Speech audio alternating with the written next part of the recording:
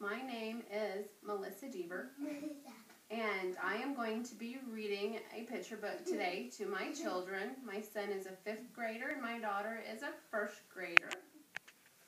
Today we're going to be reading the Bernstein Bears Trick or Treat. What holiday is coming up at the end of this month? Halloween. Halloween. What are you going to be for Halloween? A princess. A princess. I know. A victory lineman. A lineman. Okay, from looking at the front of this book, what can you judge that the story is going to be about? Halloween. Halloween. Can you tell what they're going to be? What they are going to be for Halloween? A monster and a ballerina. That looks like a monster, and that looks like a pirate, and that looks like a, what is that? This, a ballerina, it looks like. Ballerina. How do these bears look? Do they look happy? No. They look. These people look happy down here. They look scared. You think these ones look scared? Yeah. Well, we're gonna read now. This book is written by Stan and Jan Bernstein. I wonder it's called Bernstein Bears. The sights and sounds of autumn were all around as Mama Bear pushed her shopping cart along the path that led to the bear's family treehouse. The trees and shrubs were ablaze with color. Farmer Ben's pumpkin stood bright orange in the October sun. The crows cawed noisily as they searched the stubble for bits of corn.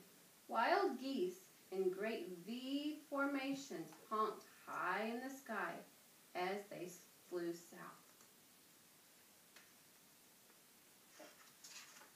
Yes, ma'am. What are you doing when you're reading this to other people? Maybe swamp. But the surest sign of the season was inside the treehouse, hiding as Papa Bear's easy chair. It was Brother Bear waiting to try on his Halloween costume on Mama. It wasn't Halloween yet, but Brother and Sister couldn't wait to try on their new costumes. Sister was going to be a beautiful ballerina. Well, what do you think, she asked, taking the 3rd position. Shh, said Brother. Mama's coming. Brother had chosen to be a spooky monster on Halloween. He had bought the spookiest monster mask he could find, and Mama made the rest of the costume. That's not spooky. Boo! He shouted as Mama came in with the groceries. Help! A monster! She cried, pretending to be frightened.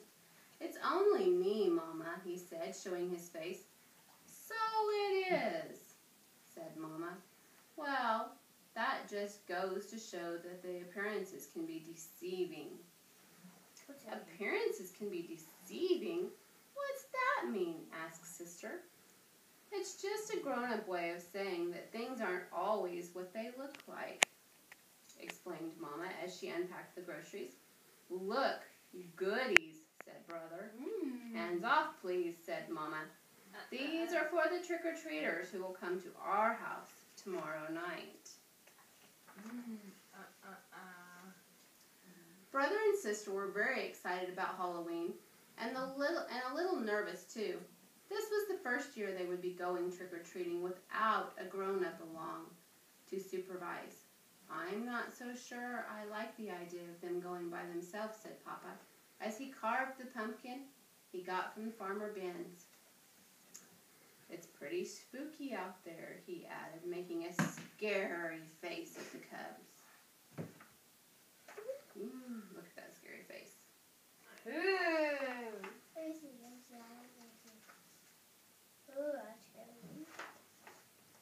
Now, Papa, said Mama, if Brother and Sister want to accept the challenge of going out on their own, I think we should encourage them. But remember, she continued, turning to the cubs, there will be a strict rule. You stay in your own neighborhood, and you won't eat any of the treats until you're back home. Besides, said Brother, we won't really be by ourselves. We made a trick-or-treat date with Cousin Freddie, Lizzie Brennan, and Queenie McBear. Yes? What's that one word mean? One word. What word would that be? I don't know. I forgot. Then turn the page. There, said Papa, putting the finishing touches on the jack-o'-lantern. Then he lit a candle inside it and turned out the lights. It was pretty scary. Nah. That's cool.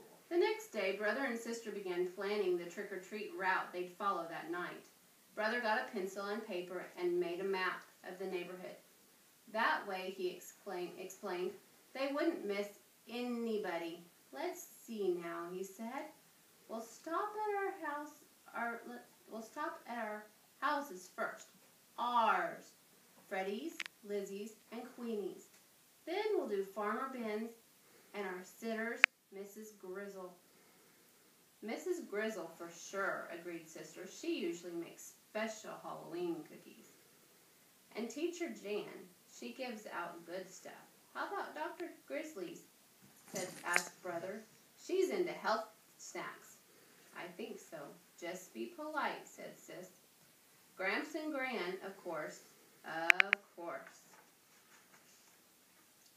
I'll tell you one place that we are going to miss, said Brother, folding his map. What place is that? Asked Sister. That one, he answered, pointing to the window at the home of an old Miss McGrizz.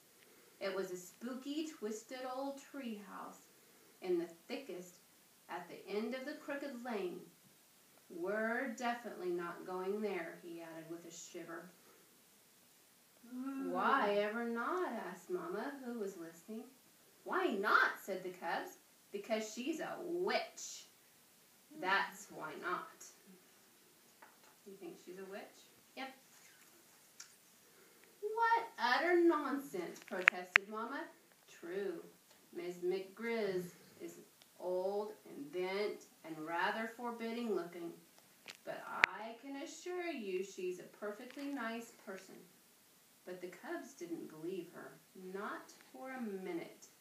They knew better. Everybody knew better. No doubt about it. Ms. McGrizz was a witch for sure. Just after dark, a pirate, a skeleton, and a wicked queen from Snow White came over for Brother and Sister. They were Freddie, Lizzie, and Queenie, of course, and together they ventured out into the darkness with their trick-or-treat bags. Sit down, Maddie. Before they could get started collecting Halloween goodies, they were joined by some worrisome company, Too Tall Grizzly and his gang. Oh, these guys look like they may be trouble, don't they? They're called geeksters. Out for mischief. Too Tall didn't waste any time trying to get Brother and Sister and their friends to go along with him and his gang. Come on, we'll show you goodies how to have some real Halloween fun, he said, pulling Brother along with him. What sort of fun? Asked Brother warily. Oh, you might say we're going to put the trick back in Trick or Treat, he said, chuckling. It was so dark that Brother and the others didn't notice where they were heading. Hey, said Sister, this is Crooked Lane. That night, That's right, said Too Tall. We're going to play a few tricks on old Witch McGrizz. Well, what sort of tricks? Asked Brother. Her gnarled, twisted old tree house loomed ahead. First, whispered Too Tall, taking a roll of toilet paper from his jacket. We'll decorate her house with a little of this. Then maybe we'll tie a few knots in her clothesline. Then smear some honey on her broomstick so she'll stick to it when she tries to fly.